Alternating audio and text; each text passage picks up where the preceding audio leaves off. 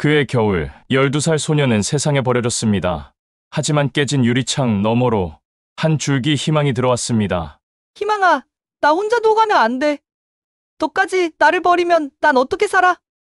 여기 애들도 다 너처럼 버려진 애들이야. 근데 여기선 또 새로운 가족을 만나거든. 그 땅 자네에게 주겠네. 내 공장이 자네에게는 집이었다면. 희망아, 내가 보낸 거니? 7년 만에 정말 너니? 죽은 줄만 알았던 그 개는 떠나지 않았습니다. 14년을 기다렸다가 약속대로 돌아왔습니다. 5개의 생명으로. 그의 겨울은 유난히 추웠습니다. 12월 중순 첫눈이 내리던 날이었습니다. 하늘은 낯빛으로 무겁게 가라앉아 있었고 거리의 사람들은 두꺼운 외투 속으로 얼굴을 숨긴 채 빠르게 걸어갔습니다.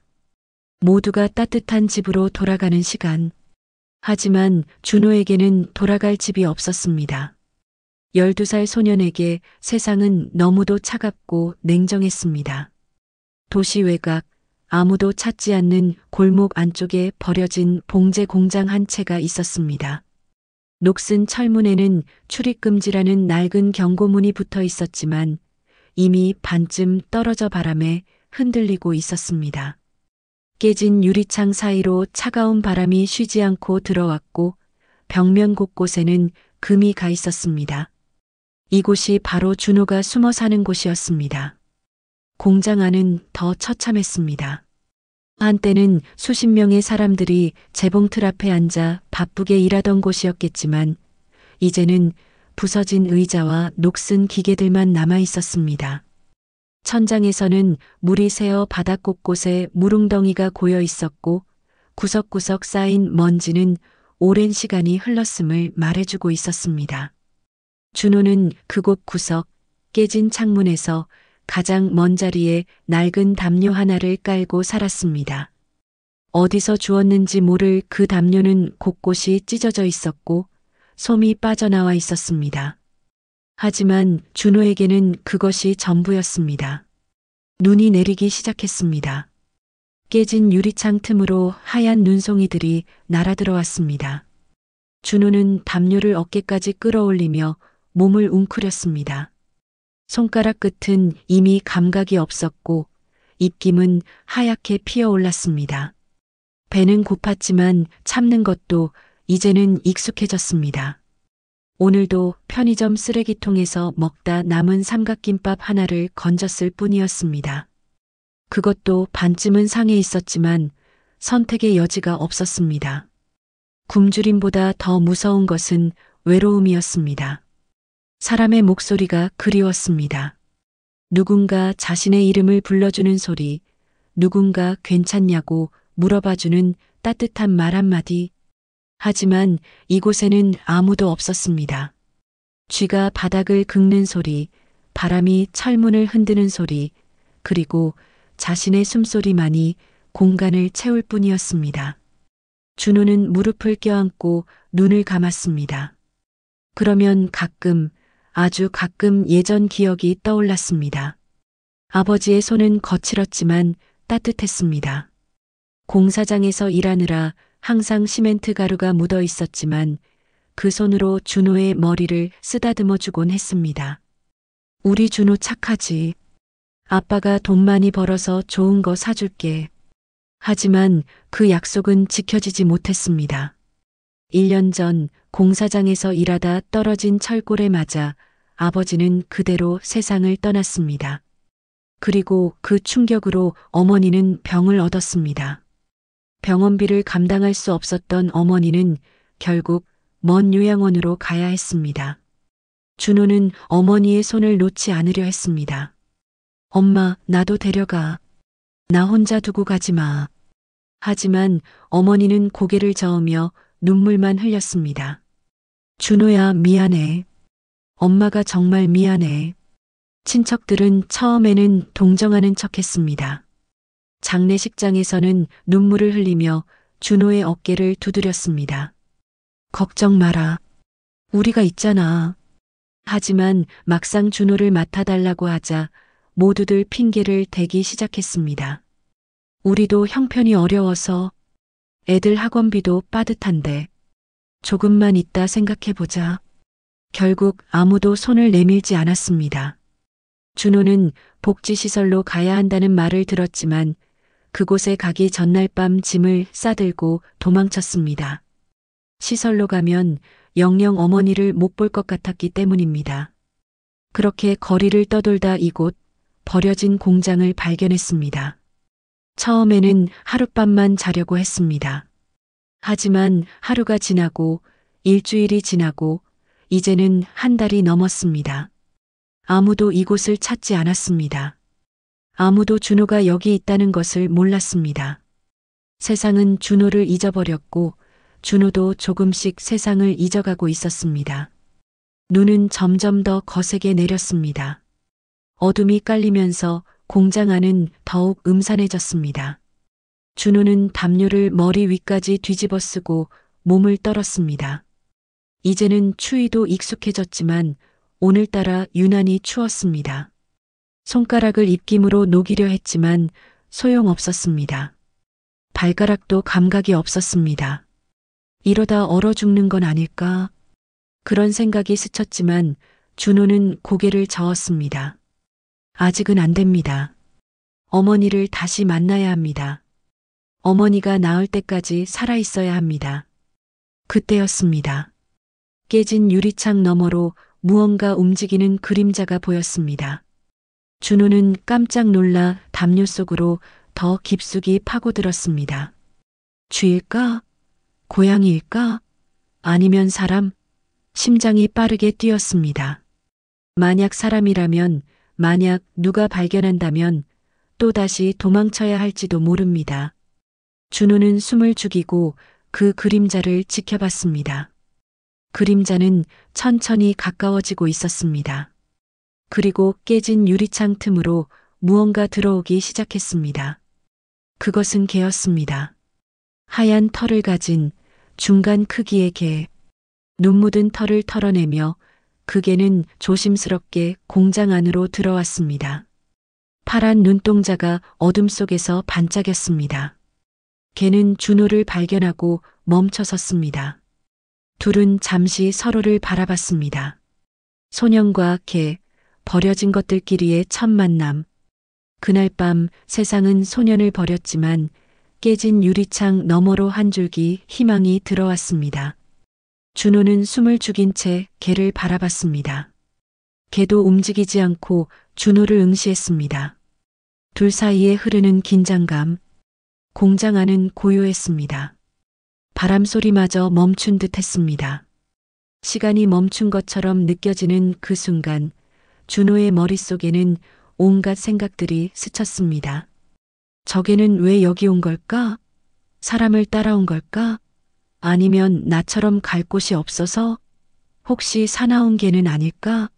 하지만 개의 눈빛을 보니 그런 것 같지는 않았습니다. 오히려 그 눈빛에는 어떤 슬픔 같은 것이 담겨 있었습니다. 개가 한 걸음 다가왔습니다. 준호는 본능적으로 몸을 뒤로 빼려 했습니다. 담요 속으로 더 깊이 파고들었습니다. 하지만 개는 멈춰 섰습니다. 마치 준호가 무서워한다는 것을 눈치챈 것처럼 더 이상 다가오지 않았습니다. 그저 그 자리에 앉아서 준호를 바라볼 뿐이었습니다. 꼬리를 흔들지도 않았습니다. 짖지도 않았습니다. 그냥 조용히 말없이 앉아 있었습니다. 눈 묻은 털에서 물방울이 떨어졌습니다. 개도 추운지 몸을 부르르 떨었습니다. 그 모습을 보는 순간 준호는 이상한 감정을 느꼈습니다. 저 개도 나와 같구나. 추위에 떨고 갈 곳이 없고 혼자인 존재. 준호는 천천히 담요에서 손을 꺼냈습니다. 손은 여전히 떨리고 있었습니다. 추위 때문인지 긴장 때문인지 알 수 없었습니다. 하지만 손을 내밀었습니다. 조심스럽게 아주 천천히 개는 그 손을 바라봤습니다. 그리고 역시 천천히 조심스럽게 다가왔습니다. 준호의 심장이 쿵쿵 뛰었습니다. 개는 이제 준호의 손끝에서 한 뼘 정도 떨어진 곳까지 왔습니다. 코를 킁킁거리며 냄새를 맡았습니다. 준호는 숨도 제대로 쉬지 못했습니다. 긴장의 순간이었습니다. 그리고 걔가 고개를 숙였습니다. 따뜻한 혀가 준호의 차가운 손등을 살짝 핥았습니다. 그 순간 준호의 눈에서 뜨거운 것이 흘러내렸습니다. 눈물이었습니다. 얼마 만에 느껴보는 온기였을까요? 얼마 만에 느껴보는 다른 생명의 체온이었을까요? 준호는 참았던 감정이 한꺼번에 터져 나오는 것을 느꼈습니다. 손으로 입을 막았지만 흐느낌은 멈출 수 없었습니다. 걔는 고개를 들어 준호를 바라봤습니다. 그리고 다시 한번 손등을 핥았습니다. 이번에는 조금 더 길게, 마치 괜찮아, 울어도 되라고 말하는 것처럼. 준호는 떨리는 손으로 걔의 머리를 쓰다듬었습니다. 눈에 젖은 털이 손가락 사이로 스쳤습니다. 부드러웠습니다. 걔는 눈을 감고 준호의 손길을 받아들였습니다. 꼬리가 살짝 흔들렸습니다. 그 작은 움직임이 준호에게는 엄청난 의미로 다가왔습니다. 저게도 나를 받아들이는구나. 거부하지 않는구나. 준호는 더 이상 참을 수 없었습니다. 걔를 끌어안았습니다. 젖은 털에서 차가운 기운이 느껴졌지만 걔의 체온은 따뜻했습니다. 살아있다는 증거, 혼자가 아니라는 증거. 걔는 준호의 품에 얌전히 안겼습니다. 저항하지 않았습니다. 오히려 준호의 가슴에 얼굴을 파묻었습니다. 둘은 그렇게 한참을 있었습니다. 얼마나 시간이 흘렀을까요? 준호는 고개를 들어 깨진 유리창 밖을 바라봤습니다. 눈은 여전히 내리고 있었습니다. 하지만 이제는 그 눈이 무섭지 않았습니다. 옆에 누군가 있다는 것, 그것만으로도 세상이 조금 덜 무서웠습니다. 너 이름이 뭐야? 준호가 작게 물었습니다. 당연히 대답은 없었습니다. 걔는 그저 파란 눈동자로 준호를 바라볼 뿐이었습니다. 준호는 잠시 생각했습니다. 이 개에게 이름을 지어줘야겠다고 생각했습니다. 무엇이 좋을까? 흰색이니까 백구? 아니야, 너무 흔해. 뭔가 특별한 이름. 이 개는 특별한 개니까. 그때 준호의 머릿속에 한 단어가 떠올랐습니다. 희망. 그래, 희망이다. 희망. 준호가 중얼거렸습니다. 넌 오늘부터 희망이야. 내 희망. 걔는 고개를 갸웃하더니 꼬리를 한번 크게 흔들었습니다. 마치 그 이름이 마음에 든다는 듯이. 준호는 처음으로 웃었습니다. 이곳에 온 이후 처음 짓는 웃음이었습니다. 쓸쓸했던 입가에 희미한 미소가 번졌습니다. 밤은 깊어갔습니다. 추위는 점점 더 매서워졌습니다. 준호는 담요를 펼쳤습니다. 이리 와, 희망아. 희망은 주저없이 담요 속으로 들어왔습니다. 준호는 희망을 품에 안고 담요를 둘 다 덮었습니다. 희망의 체온이 담요 안에 퍼졌습니다. 따뜻했습니다. 정말 오랜만에 느껴보는 온기였습니다. 준호는 희망의 등을 쓰다듬으며 눈을 감았습니다. 희망도 준호의 가슴에 기대어 눈을 감았습니다. 그날 밤 두 생명은 서로의 체온으로 추위를 이겼습니다. 세상이 버린 소년과 세상을 떠돈 개. 둘은 그렇게 서로의 가족이 되었습니다. 말은 필요 없었습니다. 약속도 필요 없었습니다. 그저 옆에 있다는 것, 혼자가 아니라는 것, 그것만으로 충분했습니다.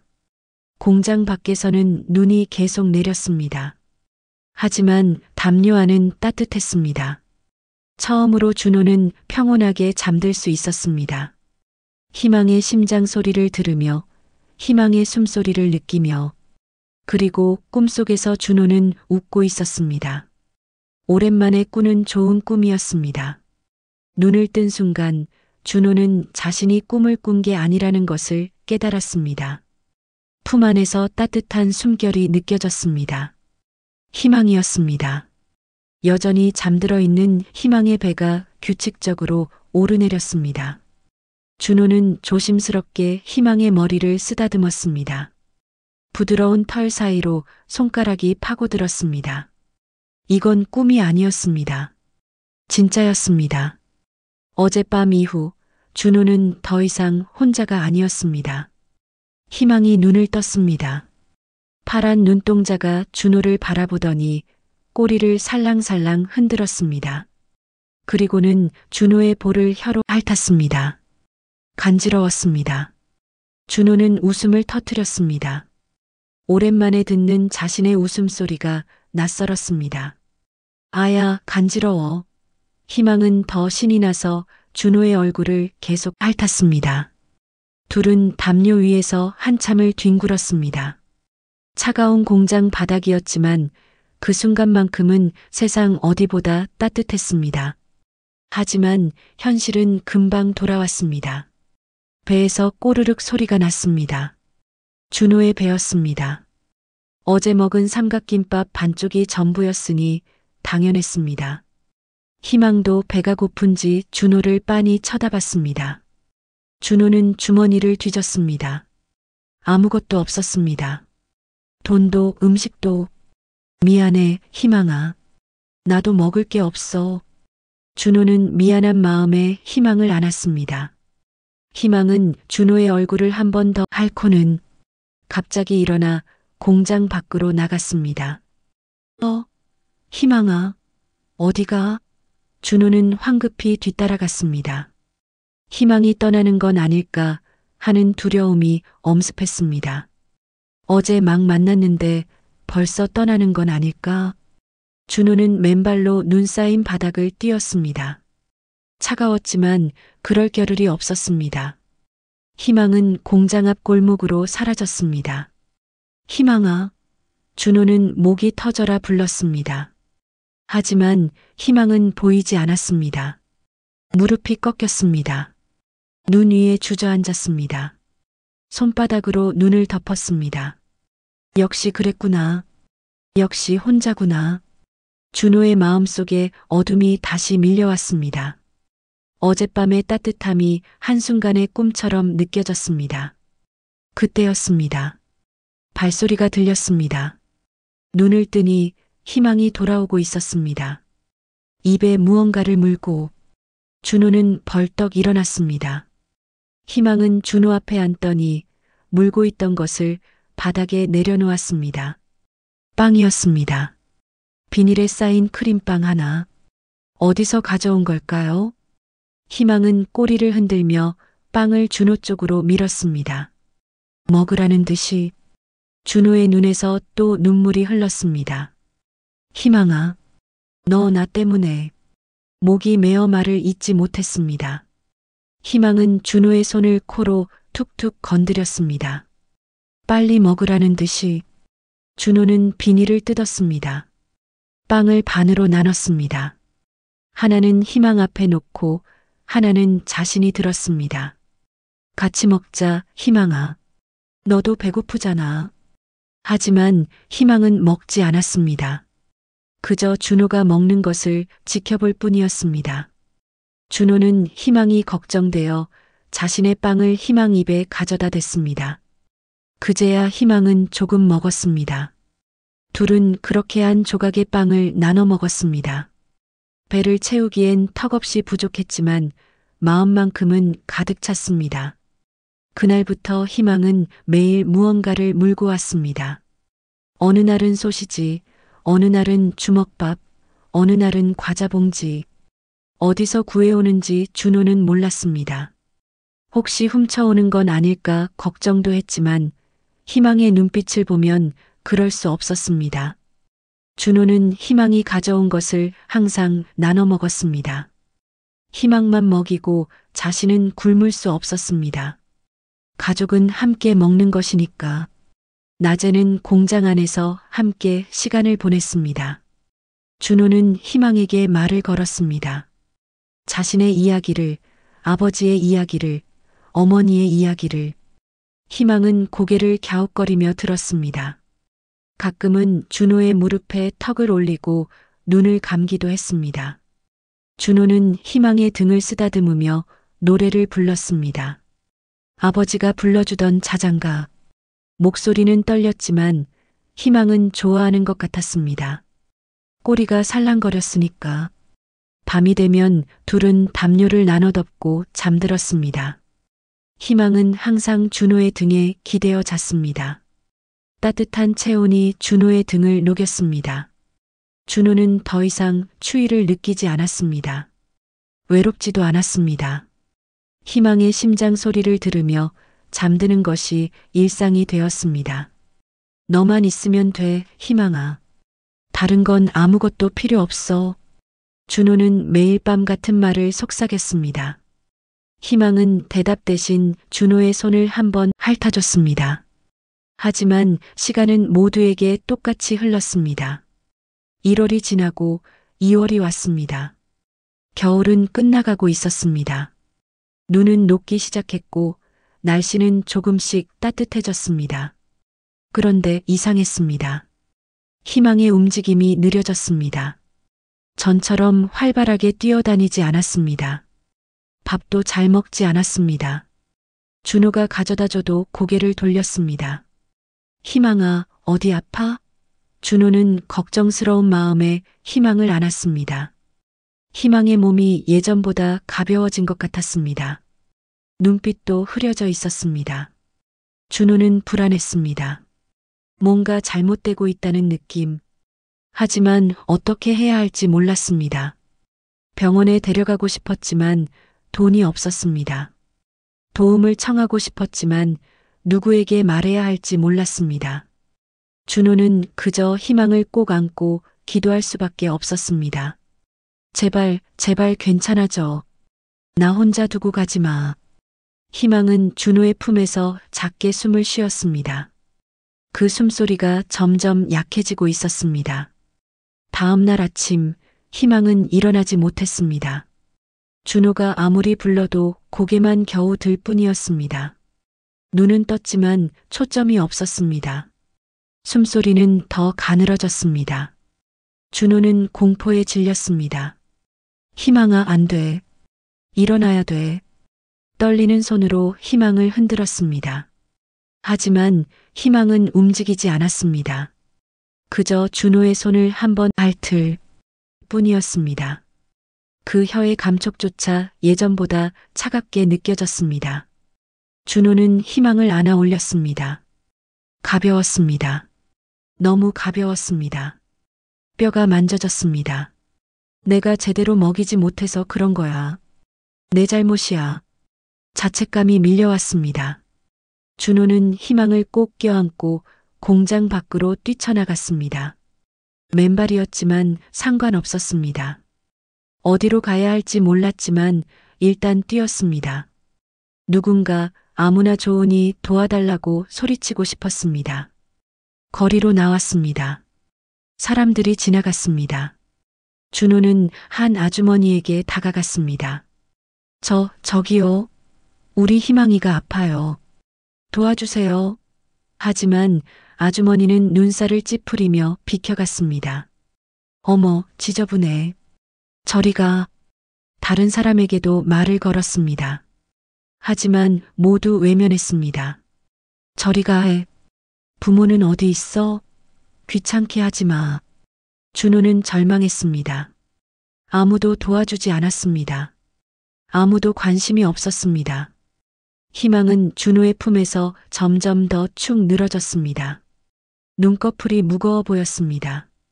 준호는 울면서 다시 공장으로 돌아갔습니다. 더 이상 방법이 없었습니다. 그저 희망의 마지막을 지켜볼 수밖에 없었습니다. 공장 구석, 둘만의 자리로 돌아왔습니다. 준호는 담요를 깔고 희망을 조심스럽게 눕혔습니다. 희망의 배를 쓰다듬었습니다. 희망아, 괜찮아질 거야. 조금만 버텨. 응? 하지만 희망의 눈빛은 뭔가 다른 것을 말하고 있었습니다. 이제 곧 떠나야 한다는 것을. 준호는 그것을 모를 리 없었습니다. 하지만 인정하고 싶지 않았습니다. 싫어, 희망아. 가면 안 돼. 너까지 나를 두고 가면 안 돼. 목이 메었습니다. 눈물이 멈추지 않았습니다. 너는 내 가족이야. 유일한 가족이라고. 너 없이 어떻게 살아? 준호는 희망을 안고 흐느꼈습니다. 희망은 준호의 눈물을 핥아줬습니다. 마지막 힘을 다해서, 그리고 준호의 손바닥에 얼굴을 비볐습니다. 언제나 그랬듯이 시간은 천천히 흘렀습니다. 해가 중천에 떴다가 서쪽으로 기울었습니다. 준호는 계속 희망과 함께 있었습니다. 한시도 떨어지지 않았습니다. 희망의 숨소리를 세웠습니다. 하나, 둘, 셋. 숨과 숨 사이의 간격이 점점 길어졌습니다. 넷, 다섯.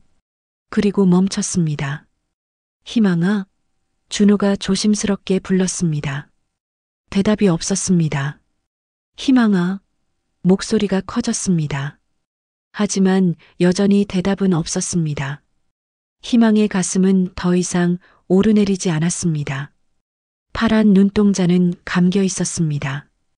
평화로워 보였습니다.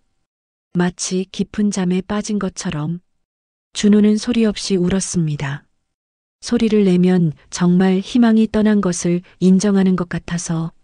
하지만 현실은 변하지 않았습니다. 희망은 떠났습니다. 준호의 곁을 떠났습니다. 이 차가운 세상을 떠났습니다. 준호는 희망을 꼭 안았습니다. 아직 따뜻한 체온이 남아 있었습니다. 그 온기가 식지 않기를 바랐습니다. 하지만 시간이 지나면서 희망의 몸은 점점 차갑게 식어갔습니다. 해가 졌습니다. 어둠이 찾아왔습니다. 준호는 여전히 희망을 안고 있었습니다. 놓을 수가 없었습니다.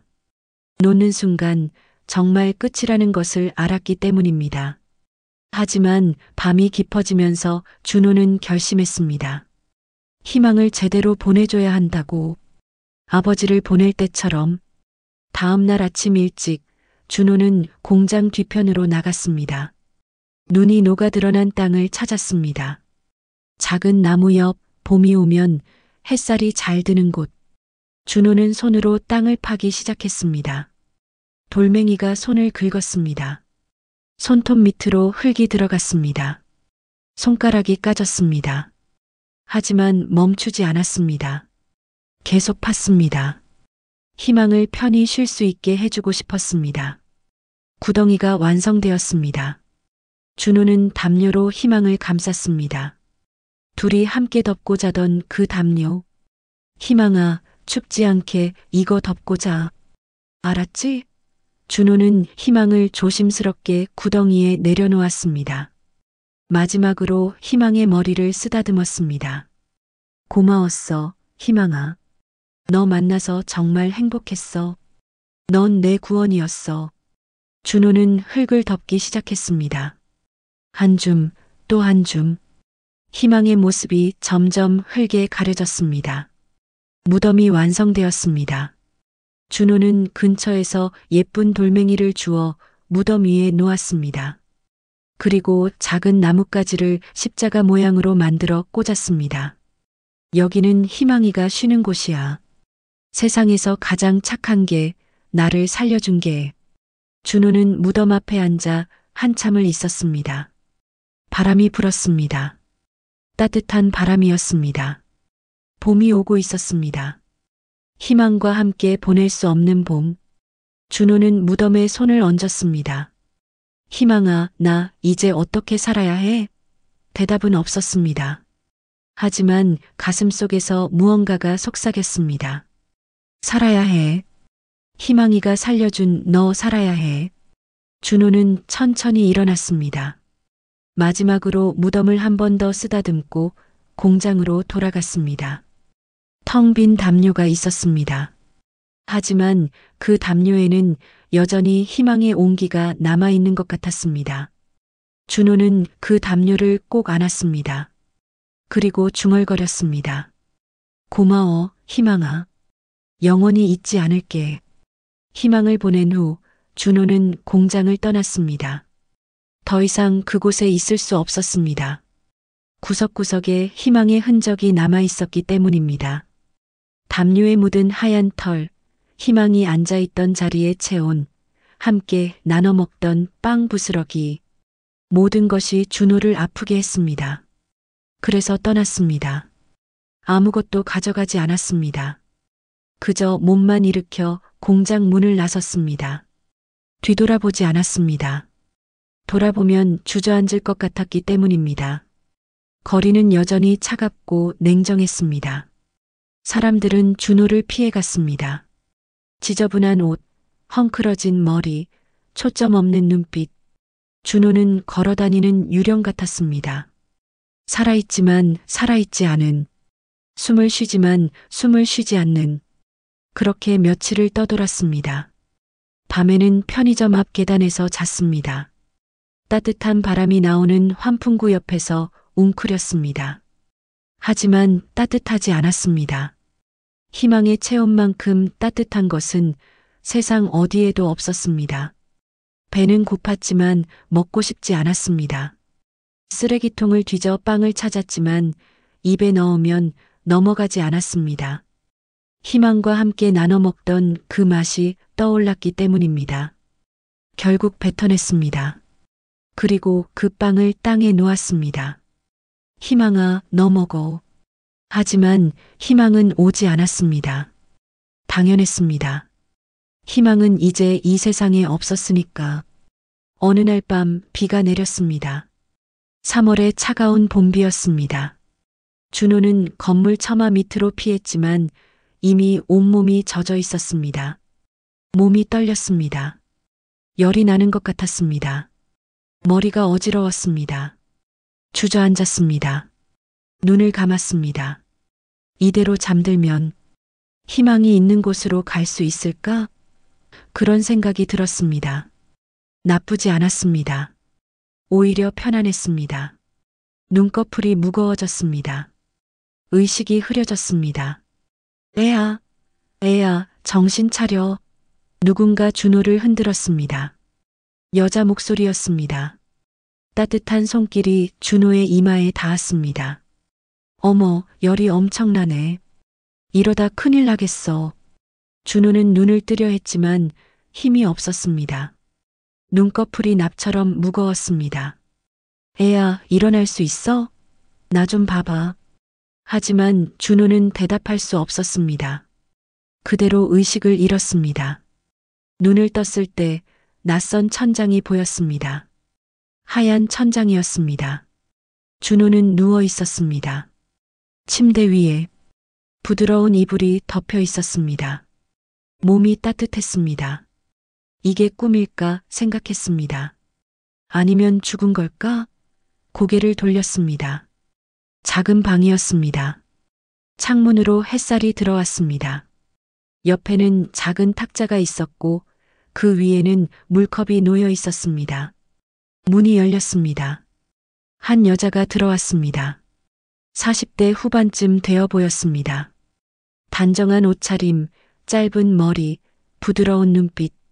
어머, 깼구나. 정신 차렸어? 여자가 다가와 준호의 이마에 손을 얹었습니다. 열은 많이 내렸네. 다행이다. 준호는 여자를 빤히 쳐다봤습니다. 이 사람은 누구일까? 왜 나를 도와준 걸까? 여기, 어디예요? 준호의 목소리는 쉬어 있었습니다. 여긴 내가 일하는 동물보호소야. 어젯밤 비 맞고 쓰러진 너를 여기로 데려왔어. 병원에 가려고 했는데 내가 말렸거든. 그래서 여기서 쉬게 했어. 여자가 물컵을 건넸습니다. 물부터 마셔. 많이 목마르지? 준호는 망설이다가 물을 받아 마셨습니다. 시원했습니다. 살아있다는 느낌이 들었습니다. 고맙습니다. 준호가 작게 말했습니다. 괜찮아. 당연한 거지. 여자가 웃었습니다. 따뜻한 미소였습니다. 난 박소연이야. 너는? 준호요. 준호구나. 부모님은 어디 계시니? 그 질문에 준호는 입을 다물었습니다. 대답하고 싶지 않았습니다. 박소연은 준호의 표정을 보더니 더 이상 묻지 않았습니다. 됐어. 천천히 말해줘도 돼. 일단 밥부터 먹자. 배고프지? 배가 고팠습니다. 하지만 고개를 저었습니다. 괜찮아요. 뭐가 괜찮아? 얼굴에 다 써 있는데. 박소연은 일어나 나갔다가 죽 한 그릇을 가져왔습니다. 자, 먹어. 천천히. 준호는 숟가락을 들었습니다. 손이 떨렸습니다. 죽을 한 숟가락 떠서 입에 넣었습니다. 따뜻했습니다. 목으로 넘어갔습니다. 그 순간 눈물이 났습니다. 왜 우는지 알 수 없었습니다. 그냥 눈물이 흘렀습니다. 박소연은 아무 말도 하지 않았습니다. 그저 옆에 앉아 준호의 등을 토닥여줄 뿐이었습니다. 준호는 울면서 죽을 먹었습니다. 한 숟가락, 또 한 숟가락. 그릇이 비었습니다. 다 먹었네. 잘했어. 박소연이 그릇을 치우며 말했습니다. 이제 좀 쉬어. 여기서 며칠 있다가도 돼. 괜찮아. 왜 절 도와주세요? 준호가 물었습니다. 박소연은 잠시 생각하더니 대답했습니다. 응, 왜일까? 그냥 넌 도움이 필요해 보였어. 그리고 여기 애들도 다 너처럼 도움이 필요한 애들이거든. 버려진 애들, 다친 애들. 근데 여기선 또 새로운 가족을 만나. 다시 행복해지지. 너도 그럴 수 있어. 준호는 고개를 저었습니다. 전 안 돼요. 전 누군가와 함께할 자격이 없어요. 왜 그렇게 생각해? 제가 제대로 돌보지 못해서. 희망이가 목이 메었습니다. 더 이상 말할 수 없었습니다. 박소연은 준호를 안았습니다. 괜찮아. 내 잘못이 아니야. 넌 최선을 다했어. 그걸로 충분해. 준호는 박소연의 품에서 다시 울었습니다. 희망을 잃은 후 처음으로 누군가의 품에서 울었습니다. 그날 이후 준호는 보호소에 머물렀습니다. 박소연은 아무것도 강요하지 않았습니다. 그저 밥을 챙겨주고 쉴 곳을 마련해줬습니다. 준호는 며칠 동안 방에만 있었습니다. 나가고 싶지 않았습니다. 하지만 창밖으로 들리는 소리가 있었습니다. 개 짖는 소리, 고양이 우는 소리, 생명의 소리. 준호는 조심스럽게 문을 열고 밖으로 나왔습니다. 보호소 마당에는 여러 동물들이 있었습니다. 우리 안에서 마당에서 햇볕을 쓰며 쉬고 있었습니다. 한 마리 개가 준호에게 다가왔습니다. 갈색 털의 작은 개였습니다. 다리를 절고 있었습니다.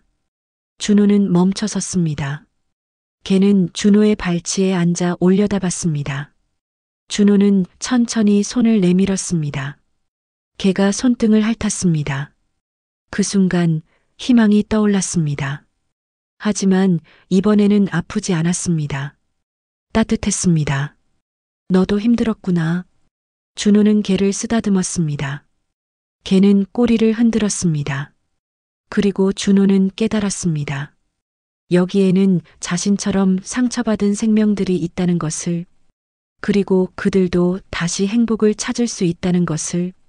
다음 날 아침 준호는 일찍 눈을 떴습니다. 창밖에서 들리는 소리 때문이었습니다. 개들이 짖는 소리, 고양이들이 우는 소리, 박소연이 밥 먹자, 애들아 라고 부르는 소리, 살아있는 소리들. 준호는 일어나 창문을 열었습니다. 아침 공기가 들어왔습니다. 차갑지만 상쾌했습니다. 마당에서는 박소연이 큰 사료 봉지를 들고 우리마다 밥을 나눠주고 있었습니다. 땀을 흘리며 하지만 웃으며 준호는 방을 나섰습니다. 복도를 지나 마당으로 향했습니다. 발걸음이 조심스러웠습니다. 박소연이 준호를 발견하고 손을 흔들었습니다. 준호야, 일어났구나. 잘 잤어? 네. 근데 제가 뭐 도와드릴까요? 준호가 물었습니다. 박소연은 잠시 놀란 표정을 지었습니다. 정말? 괜찮아? 네, 그냥 가만히 있는 것보다는. 준호는 말끝을 흐렸습니다. 사실 가만히 있으면 자꾸 희망이 생각났습니다. 뭔가 해야 그 생각을 떨쳐낼 수 있을 것 같았습니다. 그래, 좋아. 그럼 저기 파란 우리 있지? 거기 물그릇 좀 씻어서 채워줄래? 박소연이 가리킨 우리에는 작은 개 3마리가 있었습니다. 모두 겁먹은 표정으로 구석에 웅크리고 있었습니다. 쟤네들은 어제 구조된 애들이야. 아직 사람을 무서워해. 조심스럽게 대해줘. 준호는 고개를 끄덕이고 물그릇을 들었습니다. 우리 문을 열자 개들이 더 구석으로 물러났습니다. 떨고 있었습니다. 준호는 천천히 움직였습니다. 급하게 다가가지 않았습니다.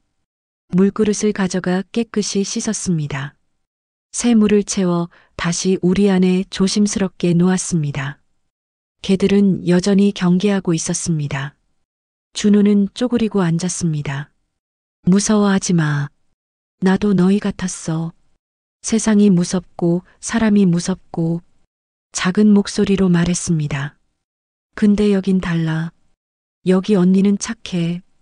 너희를 해치지 않아. 개들 중 한 마리가 조금 다가왔습니다. 가장 작은 개였습니다. 코를 킁킁거리며 준호의 냄새를 맡았습니다. 준호는 움직이지 않고 기다렸습니다. 개가 조금 더 가까이 왔습니다. 그리고 준호의 손가락을 살짝 핥았습니다. 준호의 입가에 미소가 번졌습니다. 그래, 착하지.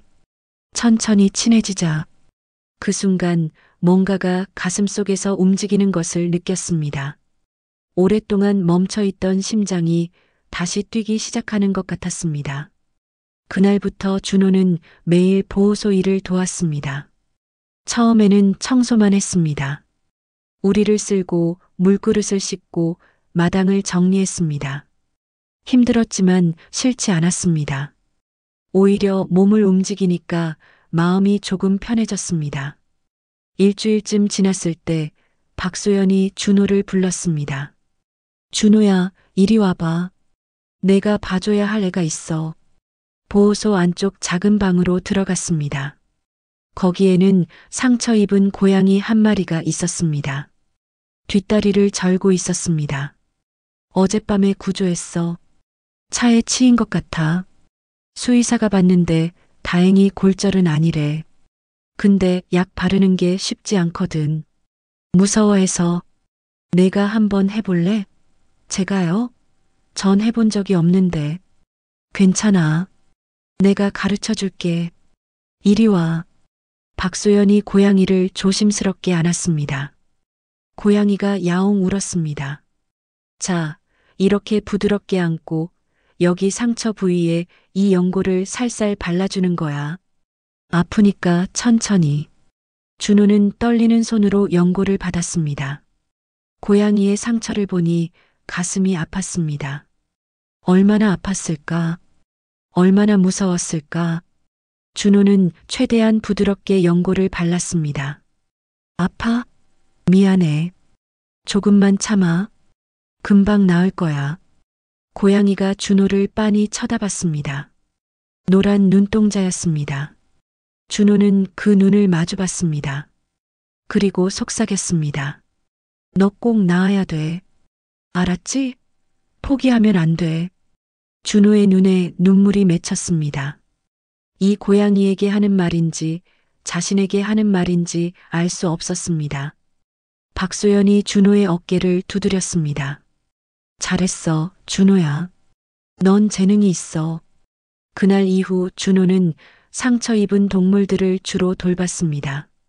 약을 바르고 밥을 먹이고 옆에 앉아 말을 걸어줬습니다. 동물들은 점점 준호에게 마음을 열었습니다. 처음에는 무서워하던 개들도 이제는 준호만 보면 꼬리를 흔들었습니다. 고양이는 준호의 무릎에 올라와 그르렁거렸습니다. 준호는 그들을 쓰다듬으며 생각했습니다. 나도 쓸모가 있구나. 나도 누군가를 도울 수 있구나. 한 달이 지났습니다. 어느 저녁 박소연과 준호는 마당 벤치에 앉아 있었습니다. 해가 지고 있었습니다. 주황빛 노을이 하늘을 물들였습니다. 준호야. 박소연이 조용히 말을 꺼냈습니다. 응? 너 이제 많이 나아진 것 같아. 처음 왔을 때랑 많이 달라졌어. 준호는 잠시 생각했습니다. 정말 그럴까? 잘 모르겠어요. 나는 알아. 내 눈빛이 달라졌어. 처음엔 죽은 사람 같았거든.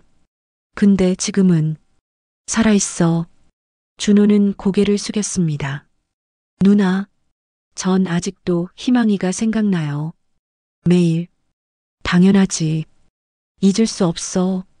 잊으면 안 되고. 근데 여기 있으면 조금 덜 아파요.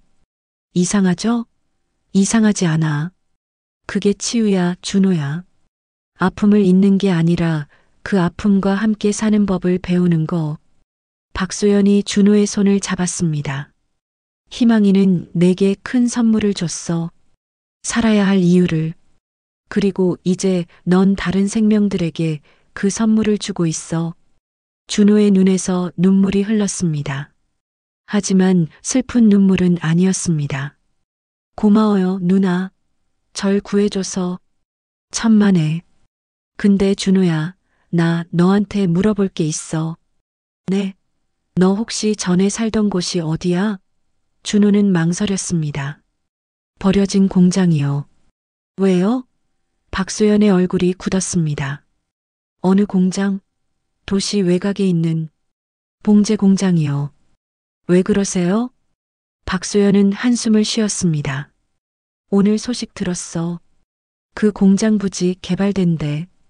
곧 허물어진대. 준호의 심장이 멎는 것 같았습니다. 뭐라고요? 미안해, 준호야. 공장주가 그 땅을 팔았대. 다음 주부터 공사 들어간다고. 준호는 벌떡 일어났습니다. 안 돼요. 거기가 뭔데? 희망이가 거기 있어요. 무덤이. 준호의 목소리가 떨렸습니다. 그 공장이 없어지면 희망이도 없어지는 거예요. 박소연이 일어나 준호를 안았습니다. 진정해, 준호야. 방법이 있을 거야. 무슨 방법이요? 어떻게요? 준호는 절박했습니다. 희망을 또 잃을 수는 없었습니다. 적어도 희망이 쉬는 곳만큼은 지켜야 했습니다. 내일 공장주를 찾아가 보자. 내가 같이 갈게. 박소연이 준호의 어깨를 잡았습니다. 포기하지 마. 우리 함께 해결해 보자. 준호는 고개를 끄덕였습니다. 하지만 불안했습니다. 과연 공장주가 들어줄까? 희망을 지킬 수 있을까? 그날 밤 준호는 잠들 수 없었습니다. 희망의 무덤이 떠올랐습니다. 작은 나무 옆 돌멩이와 나뭇가지 십자가. 그곳만은 지켜야 했습니다. 준호는 창밖을 바라보며 중얼거렸습니다. 희망아, 기다려. 내가 꼭 지킬게. 약속해. 준호는 박소연과 함께 공장주를 찾아갔습니다. 공장주의 집은 도심 외곽의 낡은 주택가에 있었습니다. 녹슨 대문, 벗겨진 페인트, 잡초가 무성한 마당. 한때는 부유했을지 모르지만 지금은 쇠락한 모습이었습니다. 박소연이 초인종을 눌렀습니다. 한참을 기다리자 문이 열렸습니다. 70대로 보이는 노인이 나왔습니다. 구부정한 등, 깊게 파인 주름, 흐린 눈빛. 누구시오? 노인의 목소리는 쉬어 있었습니다. 안녕하세요. 저는 동물보호소에서 일하는 박소연이라고 합니다. 할아버지께서 가지고 계신 공장 부지 때문에 왔습니다. 노인의 얼굴이 굳었습니다. 공장? 그건 이미 계약했소. 다음 주면 공사 들어가요. 무슨 일이요? 잠깐만 시간 내주실 수 있으세요? 이 아이가 할 말이 있습니다. 박소연이 준호를 앞으로 밀었습니다. 준호는 긴장했습니다. 손에 땀이 났습니다. 심장이 빠르게 뛰었습니다. 노인은 준호를 위아래로 훑어봤습니다. 뭔데? 빨리 말해. 바쁘단 말이야. 그 공장에 대해. 준호의 목소리가 떨렸습니다. 그 공장이 어쨌단 말이오? 노인은 불쾌한 표정을 지었습니다. 준호는 심호흡을 했습니다. 그리고 용기를 냈습니다. 그곳에 제 가족이 있습니다. 가족? 무슨 소리야? 그 공장은 10년 전에 문 닫았어. 아무도 안 산단 말이야. 노인이 손을 저었습니다. 거기서 살았습니다. 작년 겨울에 준호가 말했습니다. 노인이 멈췄습니다. 갈 곳이 없어서 그 공장에서 살았어요. 그리고 거기서 희망이를 만났습니다. 희망이? 그게 뭐야? 그게요. 저를 구해준 게. 준호의 눈에 눈물이 맺혔습니다. 노인은 난처한 표정을 지었습니다. 그래서 그게 나랑 무슨 상관이야? 희망이가 거기 있어요. 공장 뒤편에. 무덤이. 준호의 목소리가 작아졌습니다. 그곳만은 허물지 말아주세요. 제발. 노인은 한숨을 쉬었습니다. 안 돼. 이미 계약했다고 했잖아. 돈도 받았어. 이제 와서 어떻게 해? 돈 돌려드릴게요. 제가 이래서. 준호가 절박하게 말했습니다. 노인이 웃었습니다. 비웃음이었습니다. 얼마나 벌 건데? 그 땅값이 얼만지 알아? 너 같은 애가 평생 벌어도 안 될 거야. 그 말에 준호는 무릎이 꺾였습니다. 박소연이 준호를 부축했습니다. 할아버지, 너무하신 거 아니에요? 너무하긴 뭐가 너무해. 세상이 원래 그런 거야. 돈이 최고야. 감상에 젖어서 살 수는 없어. 준호는 땅을 바라봤습니다. 눈물이 떨어졌습니다. 정말 방법이 없는 걸까? 희망을 지킬 수 없는 걸까? 그때 박소연이 말했습니다. 할아버지, 이 아이 이야기 좀 들어주세요. 제대로. 딱 5분만 들어주세요. 그리고도 안 된다고 하시면 저희 돌아갈게요. 박소연의 눈빛이 단호했습니다. 노인은 짜증스럽게 한숨을 쉬었습니다. 후, 딱 5분만이야. 준호는 고개를 들었습니다. 눈물을 닦았습니다. 그리고 말하기 시작했습니다. 1년 전 아버지가 돌아가셨습니다. 공사장에서. 목소리는 떨렸지만 계속했습니다. 어머니는 병으로 요양원에 가셨고 저는 혼자 남았습니다. 아무도 저를 원하지 않았어요. 친척들도 세상도. 노인의 표정이 조금 변했습니다. 갈 곳이 없어서 할아버지의 공장으로 갔습니다. 추웠어요. 무서웠어요. 매일 혼자였어요. 준호는 잠시 말을 멈췄습니다. 숨을 고르고 다시 말했습니다. 그런데 희망이가 왔어요. 하얀 게. 저처럼 갈 곳 없는 게. 노인이 가만히 듣고 있었습니다. 희망이는 저한테 밥을 가져다 줬어요. 추운 밤에는 같이 자줬어요. 저를 혼자 두지 않았어요. 세상에서 저를 버렸을 때 희망이만은 제 곁에 있어줬어요. 준호의 목소리에 떨림이 커졌습니다. 희망이가 없었으면 저는 지금 여기 없었을 거예요. 하지만 준호는 눈물을 흘리며 계속했습니다. 봄이 오기 전에 희망이는 떠났어요. 제가 제대로 돌보지 못해서 아파서 죽었어요. 노인의 눈빛이 흔들렸습니다. 저는 희망이를 공장 뒤편에 묻어줬어요. 작은 나무 옆에. 그리고 약속했어요. 매년 찾아가겠다고. 잊지 않겠다고. 준호는 노인을 똑바로 바라봤습니다. 그곳은 희망이가 쉬는 곳이에요. 그리고 제가 태어난 곳이에요. 희망이가 저를 다시 살게 해준 곳. 노인은 아무 말도 하지 않았습니다. 그저 준호를 바라볼 뿐이었습니다. 준호는 무릎을 꿇었습니다. 할아버지, 제발 부탁드려요. 그 땅을 허물지 말아주세요. 아니면 최소한 희망이의 무덤만이라도. 제발. 준호는 이마를 땅에 대고 절했습니다. 박소연도 함께 고개를 숙였습니다. 침묵이 흘렀습니다. 긴 침묵이었습니다. 준호는 대답을 기다렸습니다. 심장이 터질 것 같았습니다. 그때 노인이 입을 열었습니다. 일어나라. 준호는 고개를 들었습니다. 노인의 얼굴에는 눈물이 흐르고 있었습니다. 할아버지, 나도 있었단다. 노인의 목소리가 떨렸습니다. 그 공장에서 내 인생이 있었어. 젊은 시절, 직원들과 함께 웃고 일하던 시절. 노인은 주저앉았습니다. 하지만 경제가 어려워지면서 공장 문을 닫아야 했지. 직원들을 내보내야 했어. 그들의 가족까지 생각하면 내 책임이었는데. 노인이 얼굴을 감쌌습니다. 그 후로 그 공장을 볼 수가 없었어. 내 실패의 상징이었으니까. 그래서 방치했지. 10년 동안 노인이 준호를 바라봤습니다. 그런데 내가 거기서 살았다니. 내가 버린 곳에서.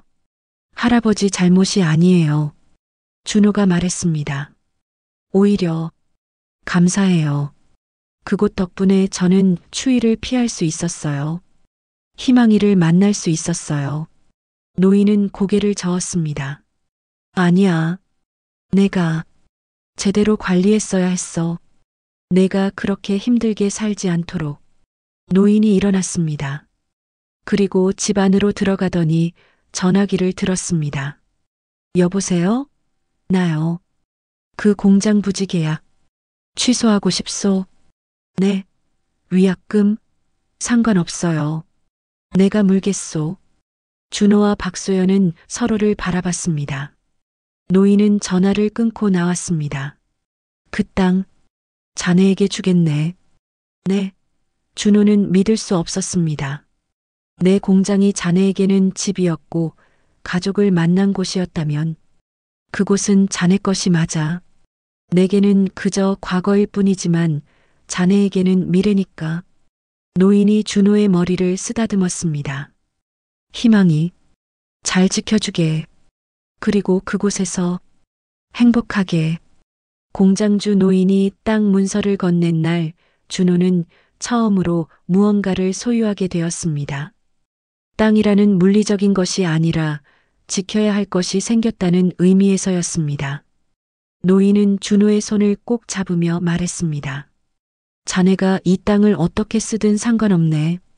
다만 의미 있게 써주게. 준호는 고개를 끄덕였습니다. 이미 마음속에 결심이 서 있었습니다. 이곳은 희망이가 쉬는 곳이자 버려진 생명들이 새 희망을 찾는 곳이 될 것이라고. 그날 이후 시간이 흘렀습니다. 1년, 2년, 3년. 준호는 보호소에서 정식으로 일하게 되었습니다. 처음에는 청소와 심부름만 했지만 점차 동물들을 직접 돌보는 일을 맡게 되었습니다. 박소연은 준호를 믿었습니다. 준호만큼 동물들의 마음을 이해하는 사람이 없다는 것을 알았기 때문입니다. 준호야, 넌 특별한 재능이 있어. 상처받은 애들이 내 옆에만 오면 안정되거든. 박소연이 말했을 때 준호는 웃으며 대답했습니다. 저도 상처받은 애였으니까요. 그 마음을 알아요. 준호는 15살이 되었고 17살이 되었고 어느덧 20살이 되었습니다. 키는 훌쩍 자랐고 목소리는 굵어졌습니다. 하지만 눈빛만은 여전히 부드러웠습니다. 동물들을 바라보는 그 눈빛은 12살 때 희망이를 처음 만났을 때와 똑같았습니다. 보호소도 커졌습니다. 처음에는 작은 마당과 몇 개의 우리뿐이었지만 이제는 2배로 확장되었습니다. 더 많은 동물들이 찾아왔고 더 많은 가족들이 입양을 갔습니다. 하지만 준호에게는 변하지 않는 의식이 하나 있었습니다. 매년 첫눈이 내리는 날 옛 공장을 찾아가는 것이었습니다. 그 의식은 신성했습니다. 아무리 바빠도 아무리 피곤해도 첫눈이 오면 준호는 반드시 공장으로 갔습니다. 공장 건물은 여전히 서 있었습니다. 준호가 지키기로 했으니까요. 깨진 유리창은 그대로였고 녹슨 철문도 그대로였습니다. 시간의 흔적만 더 깊어졌을 뿐 준호는 공장 뒤편으로 걸어갔습니다. 작은 나무는 이제 조금 더 자라 있었습니다. 가지에는 새들이 앉아 지저귀곤 했습니다. 그 나무 옆 여전히 그 자리에 희망의 무덤이 있었습니다. 준호는 매년 새로운 돌을 가져다 놓았습니다. 깨끗하고 예쁜 돌로. 그리고 꽃이 피는 계절에는 들꽃을 꺾어 놓았습니다. 무덤은 항상 정돈되어 있었습니다. 잡초를 뽑고 주변을 깨끗이 했습니다. 희망이가 편히 쉴 수 있도록. 어느 해 겨울이었습니다. 준호는 26이 되어 있었습니다. 그에도 어김없이 첫눈이 왔습니다. 준호는 보호소 일을 마치고 공장으로 향했습니다. 손에는 작은 꽃다발을 들고 있었습니다. 공장에 도착했습니다. 눈이 하얗게 쌓인 마당을 지나 뒤편으로 갔습니다. 무덤 앞에 무릎을 꿇었습니다. 희망아, 또 왔어. 나 잘 있어. 걱정 마. 준호는 꽃을 놓고 눈을 감았습니다. 너 떠난 지 벌써 14년이 됐어. 믿기지 않지? 나도 그래. 준호는 미소 지었습니다. 근데 있잖아, 희망아. 나 이제 보호소에서 정식 직원이야. 내가 나한테 해줬던 것처럼 나도 다른 생명들을 돌봐주고 있어. 내가 자랑스러워할 것 같아. 바람이 불었습니다. 나뭇가지가 흔들렸습니다. 마치 희망이가 대답하는 것 같았습니다. 가끔 힘들 때도 있어. 구조해도 살리지 못하는 애들도 있거든. 그럴 때면 내 생각이 나. 내가 너를 지키지 못했던 것처럼. 준호의 목소리가 떨렸습니다. 하지만 포기하지 않아. 너라면 그러지 말라고 했을 것 같아서. 그래서 계속해. 매일. 준호는 눈을 떴습니다. 하늘을 보았습니다. 눈이 내리고 있었습니다. 하얀 눈송이들이 춤을 추듯 내려왔습니다. 희망아, 있잖아. 난 아직도 내가 왜 나한테 왔는지 몰라. 그날 밤 왜 하필 나한테 왔는지. 준호는 무덤을 쓰다듬었습니다. 근데 고마워. 정말 고마워. 너 아니었으면 나는 여기 없었을 거야. 살아있지 않았을 거야. 준호는 한참을 그렇게 앉아 있었습니다. 희망과의 시간을 추억하며. 그리고 천천히 일어났습니다. 내년에 또 올게. 약속? 준호는 무덤에 마지막으로 손을 얹고 돌아섰습니다. 공장을 나서는데 주머니에서 핸드폰이 울렸습니다. 박소연이었습니다. 여보세요? 준호야, 어디야? 박소연의 목소리가 급했습니다. 저 지금 공장에 있어요. 왜요? 지금 당장 와야 할 것 같아. 급한 일이야. 준호의 심장이 빨리 뛰었습니다. 무슨 일인데요? 설명하긴 길어. 일단 와. 빨리. 전화가 끊겼습니다. 준호는 뛰기 시작했습니다. 눈 쌓인 길을 달렸습니다. 무슨 일이 생긴 걸까? 동물들에게 무슨 일이? 아니면 박소연에게? 불안이 밀려왔습니다. 보호소까지의 거리가 멀게 느껴졌습니다. 숨이 찼지만 멈추지 않았습니다. 마침내 보호소가 보였습니다. 대문을 열고 들어갔습니다. 누나. 준호가 소리쳤습니다. 박소연이 보호소 입구에 서 있었습니다. 그리고 그녀 옆에는 커다란 상자가 있었습니다. 상자에서 소리가 났습니다. 작은 울음소리.